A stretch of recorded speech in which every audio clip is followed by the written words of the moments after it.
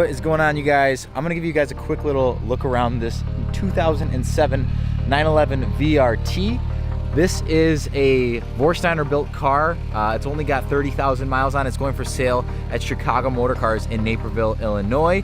We're putting it on consignment there. It's so perfect and beautiful. Well done car with the 997.2 taillights on it. Rohana wheels. Wrapped in Michelin Pilot Sport Cup 2s.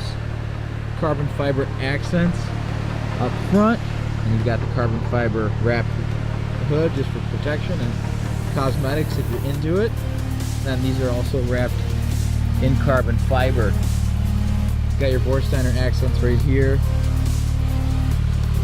with the Vorsteiner rear spoiler, Vorsteiner carbon fiber rear bumper, and of course the VRT badge there. I apologize if it's about to get detailed right now, but I wanted to get a quick video before it goes in. Got my camera bags up here, but you look inside, you'll see the beautiful interior with the red accents, red turbo designation, got the red painted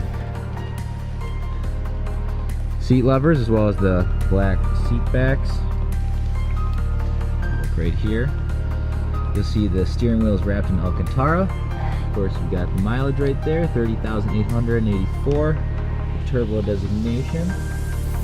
And just a beautiful car. Headliner is wrapped in Alcantara as well. Of course, you got the twin turbo flat 6, beautiful Metzger motor. One of the last of the turbo cars with the Metzger motor. Once again, apologies for how dirty it is. It's about to get detailed. It was just driven in the rain not too long ago, so got some residue on it. But the car is absolutely beautiful. It's in pristine condition. And it's, like I said, going to be for sale at Chicago Motor Cars in Naperville, Illinois.